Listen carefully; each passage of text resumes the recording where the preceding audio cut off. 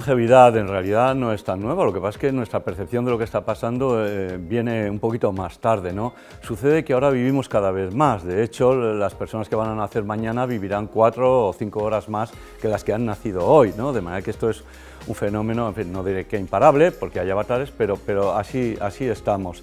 Y sucede que desde ya finales del siglo XX, del siglo pasado, todas las ganancias de vida suceden a edades no laborales, que no traen pan, sino que lo demandan, y por lo tanto el aspecto financiero es esto: pasamos del pan al dinero y a los recursos financieros para una jubilación cada vez más larga, y entonces tenemos el dilema este de cómo ahorrar durante nuestros años productivos, laborales, que por ahora están sujetos a la barrera de la edad efectiva de jubilación de unos 65 años, pero es que hay personas que sobrepasan los 90, 95, los 100 años cada vez más, ¿no? Y entonces hay que ver qué pan tenemos acumulado, qué pan pueden fabricar las generaciones que están trabajando mientras estamos nosotros jubilados, para ver cómo nos lo repartimos, ¿no? De alguna manera, porque esto va de compra de derechos con los esfuerzos previos y luego ya pues rescate de esos derechos cuando los necesitamos. El dinero no viene de Marte.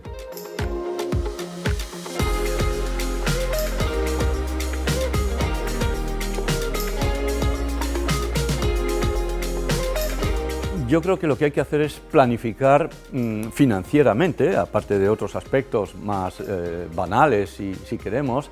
Hay que planificar tanto antes de la jubilación, para la jubilación, elegir óptimamente el momento de jubilarse, porque hay mucho en juego, y luego, por supuesto, planificar la vida después de la jubilación en el plano financiero. Es que hay personas ya en nuestros círculos familiares que llevan más años percibiendo una pensión que años han estado trabajando. Esto, que revisen sus cuentas para ver si lo que han cotizado les daría para pagarse por sí mismos, de haberlo ahorrado, incluso al capital, a rendimiento de interés compuesto, les daría para pagarse la pensión que están recibiendo, por alta o baja que sea. Entonces hay que planificar el momento de la jubilación, cuándo dejamos de trabajar, porque el tiempo es oro también. Si estamos 3 o 4 años más trabajando, nuestra pensión va a ser mayor, con los incentivos que ya existen desde hace lustros, no son tan recientes como parece, ¿no?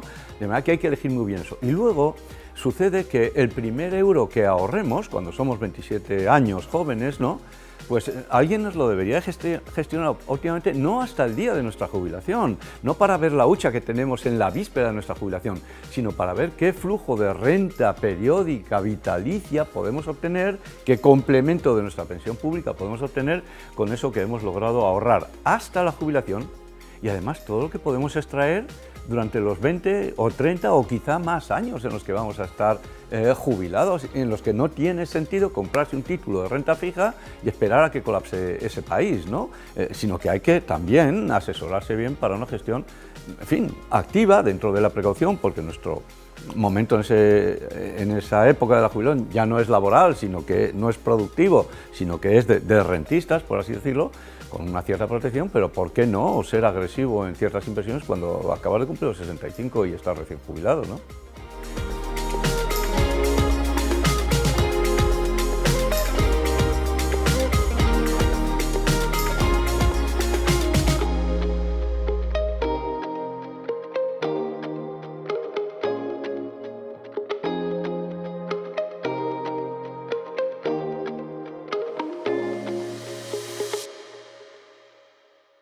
Hemos estado debatiendo sobre la salud financiera y tenéis 3 perfiles muy distintos y muy complementarios, y me gustaría empezar por una pregunta relativamente simple, que no es fácil de responder, ¿no?, que es ¿cómo podemos definir la salud financiera de las personas mayores? Adoptando vuestra propia mirada y desde vuestro propio rol, que es totalmente distinto. Empezamos quizá por... como hemos escuchado primero la presentación de José Antonio, lo haremos en orden inverso, por José María. Perfecto, como además vengo ya calentado, ¿no?, caliente de la presentación, pues me lanzo a ello. Para mí la salud financiera, bueno, José Antonio lo explica antes muy bien, ¿no? Yo me voy a centrar en una de las partes, básicamente, que es la que a nosotros nos interesa, ¿no? Y si al final ves a una persona, a una familia, como si fuera una empresa, ¿no?, y una cuenta de resultados, hay una parte de ingresos y una parte de gastos, ¿no? A nosotros como asociación Ahorratelo la parte de ingresos no sé si irrelevante, no porque no sea importante, sino porque no nos fijamos en ella, ¿no? Es decir, la parte de ingresos es la que es, El que tiene mucha suerte, pues muy grande, y el que tiene menos suerte, pues menor, ¿no? Nosotros nos centramos en la parte del gasto, ¿no? Y porque consideramos que, bueno, pues como bien ha explicado José Antonio, a medida que te haces mayor, evidentemente necesitas más y más servicios que hacen que tu vida sea digna y que tu vida, bueno, pues mejore, ¿no? Todos esos servicios, algunos de ellos son públicos que no gratuitos y otros son privados, ¿no? Y los que son privados evidentemente necesitan de un desembolso. Y lo que nosotros observamos, también en la línea que tú has comentado, Joan, es que todo el ecosistema de proveedores privados alrededor de las personas, y especialmente personas mayores dentro de un colectivo sensible, tienen una mirada muy desde el punto de vista de empresa, ¿no? De mejorar la cuenta de resultados, ¿no? Con lo cual no tienen en cuenta muchas veces el tipo del cliente al que se enfrentan y no le importa venderles servicios que no necesitan, o no les importa venderles servicios a precios que están fuera de mercado, ¿no? Con lo cual nuestra visión desde Ahórratelo y desde la importancia de la cuenta de resultados se centra muy en eso, ¿no? En intentar optimizar esos servicios que realmente son los mejores para las personas que los contratan y esos proveedores que realmente priorizan cuidar al cliente, tratar bien al cliente, entender las limitaciones que a veces tienen los clientes para entender lo que hacen. Y volviendo otra vez a mi madre, ¿no? Que es el origen de todo, porque yo creo que lo ejemplifica muy bien, mi madre no tiene muchas veces el criterio adecuado ni para seleccionarlo ni para saber con quién habla, ¿no? Y nuestro rol ahí puede ser desde intermediar entre proveedores de servicios y usuarios sensibles, a prescribir, a supervisar y monitorizar la actividad, en definitiva. Pero sí, nosotros nos centramos mucho en la parte de gasto adecuado, gasto optimizado. Muy bien.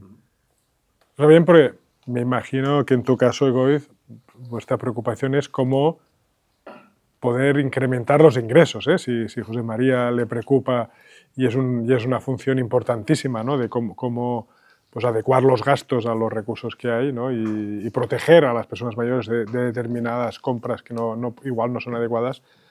Me imagino que tú nos hablas un poco de la otra parte, ¿no? De la parte de los ingresos y de cómo mejorar y cómo... Eso.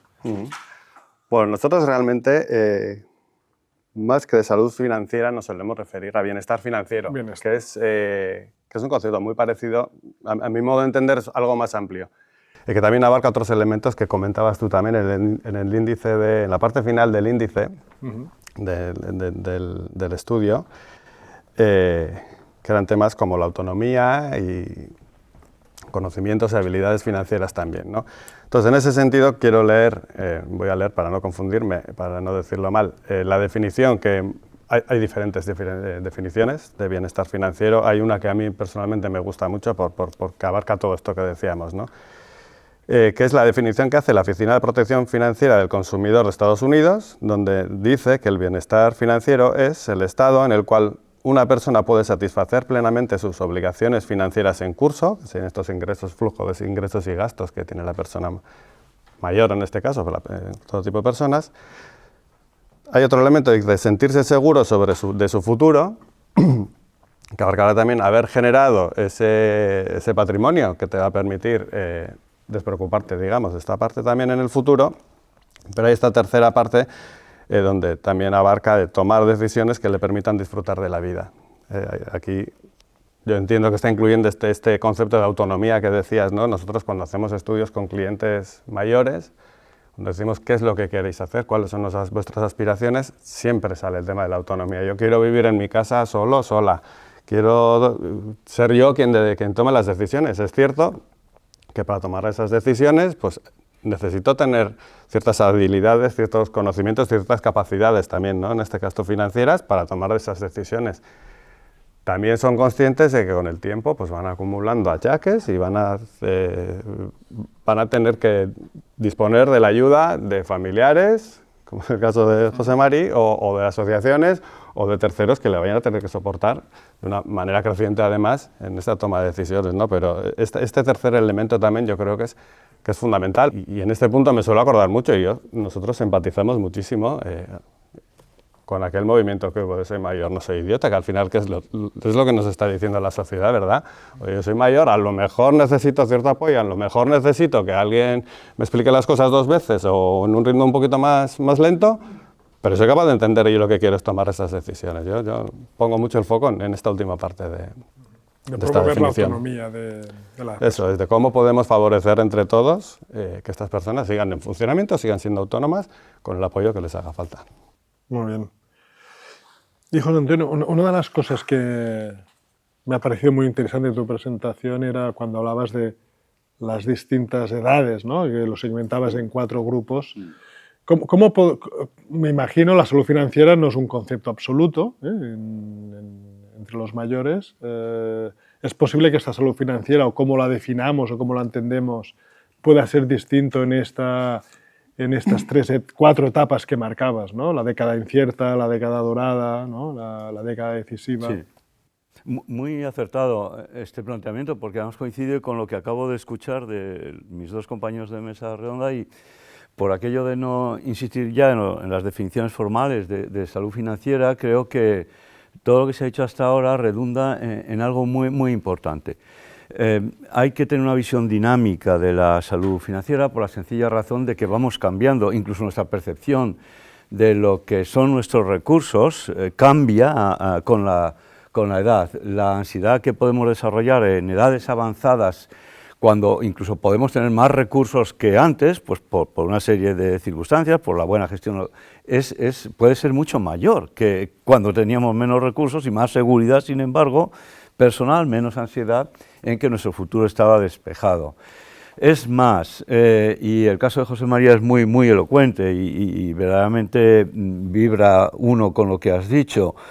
Llegará un momento en que tengamos que reemplazar a nuestros padres o a nuestros familiares de edad avanzada para tomar decisiones que ellos ya no pueden tomar y de las que ni siquiera van a ser conscientes de los resultados que tengan, pero no queremos que sufran, o no queremos despertarnos un día con un aviso repentino de los sistemas de alarma convencionales de que nuestro familiar ha entrado en un proceso irreversible, ¿no? Esto sucede cada día.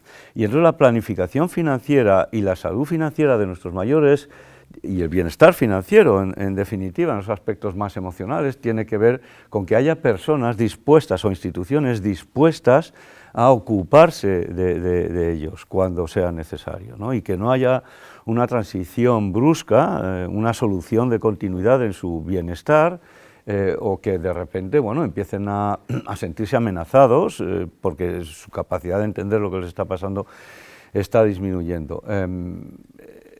Alguien tiene que hacerse cargo de eso, y ese alguien tiene que estar preparado en todos los sentidos, como cuidador sobrevenido o como prescriptor, como hace José María, de todos los servicios que en ese momento tienen que intervenir para el bienestar de las personas mayores, ¿no? Son innumerables los casos en los que, bueno, a mí me ha sucedido, ¿no? Unos tíos de avanzada edad, sin hijos, que, bueno, uno de ellos fallece repentinamente y nadie había pensado en la curatela o en la tutela del superviviente, que ya no puede firmar ninguna autorización para que un tercero se haga cargo de solicitarle la pensión de viudedad, por ejemplo. Porque la persona que ha fallecido, pues por un prurito inexplicable, pero muy común a edades más avanzadas, no quería descartar ese futuro. Pero ¿cómo voy a pedir yo la inhabilitación de mi pareja si yo estoy perfectamente? Sí, pero es que ha pasado un día y has desaparecido y ahora tenemos un problema. Podríamos hablar, y quizá empiezo por ti, que lo hagas. ¿El tema de la salud financiera también es un tabú? Es decir, me has hecho pensar tenemos que hacernos cargo de un tercero, pero muchas veces ni la propia familia, en este caso hijos, conocen la situación financiera, ¿no? No son capaces muchos. Cuando muchas veces formaría parte de la planificación financiera que tus propios hijos sepan cómo en qué situación voy a estar en esta etapa ¿no? Yo creo que es... O sea, hablar del dinero es un tabú entre los cuidadores y la familia. Es absolutamente un tabú. Yo creo que es el único tabú que queda por caer. En familia no se habla, entre amigos no se habla de lo que gana cada uno. Igual sí se habla de lo que gasta cada uno, no tanto de lo que gana. Pero yo creo que más que un problema de tabú es un problema de falta de conciencia como sociedad, y es algo que a mí personalmente me preocupa bastante, es esa falta de planificación que tú mismo también, ¿no? En los datos que dabas, reflejabas de alguna manera. Yo no sé si es necesario que nos enseñen o tenemos que aprender. No sé cómo hacerlo, pero una de nuestras obsesiones suele ser, cuando hablamos con los clientes, cómo facilitar, cómo sensibilizar sobre la necesidad de planificar. ¿Y esto es tema de educación o de cultura? Lo digo porque, y quizá me dirijo a José Antonio, que tienes muchos elementos, porque hay una estadística que a mí siempre me ha sorprendido, que es que en España es uno de los países más altos, con un porcentaje de respuestas más altos, cuando se le pregunta quién es el mayor responsable en ayudarle a solucionar sus problemas económicos o laborables. En España el porcentaje de respuestas del Estado es el más alto de toda la Unión Europea, ¿no? Entonces, es un tema de educación, es un tema de cultura que esperamos que nos arregle el problema un tercero. Y de incentivos también, porque claro, si la Seguridad Social te da el 80% de tu último salario, la gente se cree que esto es así para siempre, va a ser así para siempre, que es sostenible y que no tienen por qué preocuparse. Es verdad que hasta ahora el sistema ha venido defendiéndose, pero cada día es más necesario un complemento, yo qué sé, de 300, de 500 euros mensuales, y no digamos para los baby boomers, si desean sostener siquiera un elevado porcentaje de su tren de vida previo a la jubilación, es más necesario y los recursos tienen que venir de otro sitio, porque el Estado ya no puede más, ni siquiera puede asegurar a un horizonte de medio y largo plazo que va a seguir manteniendo esto, ¿no? Mientras no se ajusten otros parámetros del sistema.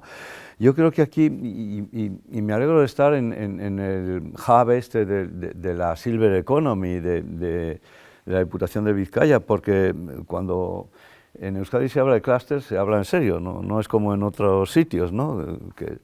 Es decir, aquí hay la capacidad para entender esto y en fin, con todo mi respeto hacia el concepto marketingiano de la Silver Economy, que sigue siendo operativo y eficaz, aunque creo que hay que empezar a verlo de otra manera, ¿no? Me ha gustado la perspectiva que ha introducido José Mari de que, bueno, no solamente está la cuenta de resultados de los proveedores de bienes y servicios, que cada vez van a ser más y más necesarios, sino también que, bueno, que empaticen de alguna manera con sus clientes, como ya lo hacen los proveedores ordinarios de bienes y servicios para generaciones más jóvenes, que siempre ha habido mayores desde Matusalén y siempre ha habido jóvenes desde el niño Jesús en adelante, y todo el mundo se ha esmerado en venderles cosas de la mejor manera posible, ¿no? Y hay buenos y menos buenos proveedores. Yo creo que hay que enfatizar ese aspecto. Nos enfrentamos a una necesidad creciente de cosas muy, muy específicas, todavía desconocidas incluso para personas mayores, y necesitamos que sus familiares estén formados, estén preparados, estén adiestrados para cuando tengan que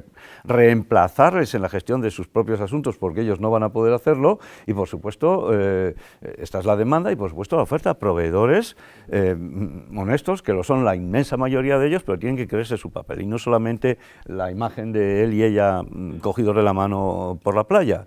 A mí me gustaría introducir una variable en la pregunta que has hecho, que si es educación o cultura.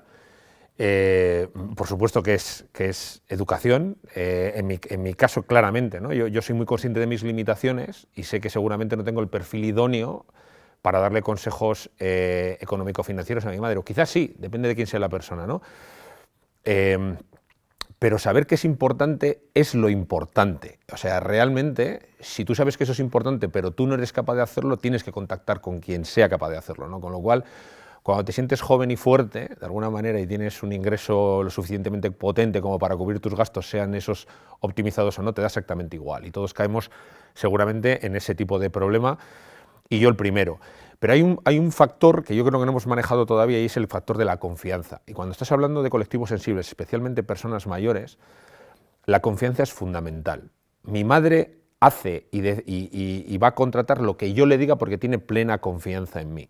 Si yo no tengo ninguna capacidad económico-financiera para asesorarle en su salud financiera, pero le digo quién la tiene, ella va a confiar ciegamente en ello, ¿no? Lo que ocurre es que es un colectivo que ha estado esquilmado normalmente por un montón de proveedores y estafadores directamente, ¿no? Con lo cual a veces existe una posición muy cerrada, no solo con la familia, ¿no? Mi madre, yo sé perfectamente las finanzas de mi madre porque las gestiono, las de mi madre y las de mi tía, ¿no? El banco, todo lo que hay, pero mi madre no se fía de la del banco, no se fía. Y yo no digo que los bancos sean malos, ni mucho menos, ¿eh? Lo que ocurre es que es verdad que por desgracia ha habido una serie de experiencias históricas que salen en la tele y que de repente hay gente que pierde un montón de dinero pues porque le han vendido un producto que no sabía ni lo que era, ¿no? Entonces también es muy importante gestionar la confianza, porque la confianza es una cosa muy difícil de obtener, pero muy fácil de perder. Totalmente de acuerdo, la confianza a todos nos gusta, ¿verdad? Ceder parte de nuestras decisiones en otra gente que a lo mejor sabe más o lo que sea. Pero yo añadiría otra capa también, que es esa confianza, tiene que ser una confianza instruida, quiero decir. Tu madre cuando vaya al banco, pues a lo mejor una posibilidad es que la atienda una persona que tiene sus propios objetivos, que los pone por encima de los intereses de tu madre y le coloca algo. O sea, puede ser una situación que se ha podido llegar a dar. Otra situación es que esa persona, ese gestor, que está atendiendo a tu madre, tiene cierta prisa, dice, tu madre, bueno, pues le voy a ventilar yo rápido, le voy a tomar una decisión pensando en sus necesidades, pero tampoco voy a ser educativo, por decirlo de alguna manera, y no explico nada. Y he tomado una buena decisión, pero tampoco te he implicado a ti en la decisión. Totalmente. Con lo cual, no estoy contribuyendo tampoco con esta modo de actuar a empoderarte a ti y a darte esa capa de capacidades y habilidades para que sigas tú al frente de estas decisiones, ¿verdad? Y que la siguiente la tomes tú también de una forma consciente.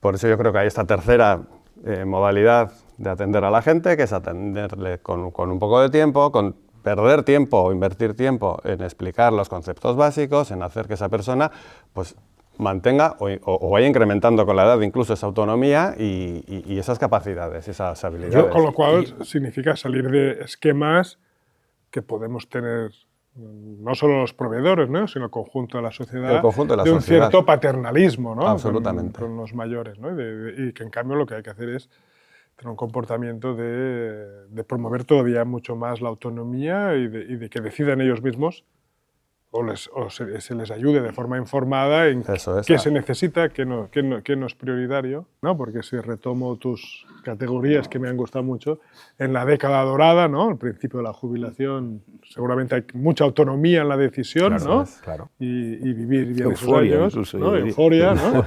Y en cambio en la última, ¿no? Yo miraba la última porque veía a mis padres, ¿no? Los años serenos, ¿no? Pues seguramente el ecosistema del entorno, tiene que ser muy protector. Y la educación financiera de estas personas, sí. ¿no? Porque además se puede dar la paradoja, me imagino, que es que lo que sería una buena decisión financiera para mí, claro. Pero es que además para mis mayores igual no. O sea, que hay que asesorarse. Y es que además estas transiciones son rapidísimas y de la noche a la mañana, es más, puede ser muy lenta tu percepción de lo que le está pasando a tu padre o a tu madre o a tu tío, porque día a día convives con ellos, no lo notas, pero un amigo que interviene, un especialista conocido, lo que sea, dice, oye, ¿te has dado cuenta de lo que le pasa a tu padre? Venga, mañana cita y se le hace una resonancia magnética y sales devastado. Dice, pero ¿cómo no me habré dado cuenta antes? Y luego está la burocracia, José María aludía. Hay que empezar a introducir la declaración responsable, lo que antes era una declaración jurada, no. La censura previa solo retarda las cosas. La auditoría permite que fluyan y luego las verifica. Y si has mentido, has impostado, has tal, bueno, pues oye, te cae todo el peso de la ley, faltaría más, pero eso se hace aleatoriamente y con dureza, para que los que no les ha tocado la aleatoriedad, pues hagan sus cuentas también. Declaración responsable. Y luego algo muy importante en lo que se refiere a toda la provisión de bienes y servicios, un código ético, una deontología. Los médicos tienen el juramento hipocrático, seguro que hay algunos que no lo cumplen, pero la inmensa mayoría se lo sabe de memoria y trata de estar a la altura de ese juramento hipocrático. Ahí el compromiso es fundamental, pero a mí me gusta confiar, pero como sabemos que siempre existe gente que no funciona como debería funcionar, la monitorización y la supervisión de este tipo de proveedores y servicios es fundamental cuando se lo dan a colectivos sensibles. Y ahí, de la tecnología, se puede tirar para intentar montar efectivamente un sistema que vele por la calidad de los servicios y que no ocurra lo que ocurre ahora, ¿no? Que es que ves a la FACUA, a la OCU de turno, a posteriori, ¿no? Cuando ya ha ocurrido el problema, ¿no? Porque estamos hablando aquí casi más de prevención, ¿no? Si no interesadamente, incluso. Efectivamente. Claro, entonces, esto es muy complicado. De ahí que la autorregulación, claro. que se tome la iniciativa antes de que la regulación se entere de que tiene que cambiar, estaría muy bien. sería introducir la dimensión ética en la silver economía, que a veces sí, se ha bueno, mirado digámoslo mucho, así, ¿no? Se ha mirado mucho la silver economía como una gran oportunidad, voy a simplificarlo, Sí, de sí, negocios, ¿no? Pero a Matusalén había que venderle no, el báculo y la túnica, ¿no? Y vivió 960 y tantos incluir años. esta dimensión ética sería relevante. Muy bien. ¿Alguna pregunta que queráis introducir en el debate? Esta es una pregunta, una observación muy interesante. La sobreprescripción médica vía aseguradoras o la venta cruzada en Estados Unidos es una epidemia, una epidemia. Primero, eso ha elevado el gasto en salud al 17 o 18% del PIB. Sus indicadores no son mejores que los españoles, que nos gastamos el 8%. Peores. La mitad, son peores, claro, que nos gastamos la mitad en porcentaje del PIB, o sea que estamos todavía relativamente a salvo. Y es muy importante instalar sistemas de alerta temprana o de prevención de esa sobreprescripción. Pero es que esto lo tiene que hacer el sector, propiamente dicho. Lo mismo en la venta de exoesqueletos, ¿vale? que estoy seguro que los vamos a empezar a ver ya con tal denominación, y si no los traerá Elon Musk, pues también todo eso podemos anticiparnos a los errores que se están cometiendo en muchos. La venta cruzada, yo recuerdo una sentencia del 2013 que acabó con el mercado floreciente de hipotecas inversas en España. Una sentencia por la venta cruzada sin conocimiento preciso del usuario, del comprador, de una renta vitalicia diferida con una hipoteca inversa. Está ahí la sentencia en Internet. Podéis entrar de la entidad, de la cantidad, de la aparición de herederos totalmente inesperados meses antes y del caso en concreto. Eso acabó y estamos ya 10 años más tarde, ¿no? Nuestros sistemas de reparto, no de capitalización, luego lo que tú pones no es tuyo, va a la caja común que se reparte ipso facto, en caja única, afortunadamente por ahora. Pero es que además a los 12 años de haberse jubilado, el trabajador medio, la Seguridad Social ya le ha devuelto todo lo que ha cotizado y le quedan 10 años más de vida, unisex, que se la tienen que pagar los presupuestos generales del Estado, porque ahora la Seguridad Social se financia con transferencias. Y estas cuentas están tan claras que si no las vemos porque no queremos verlas, porque llevamos, yo y mis colegas, décadas.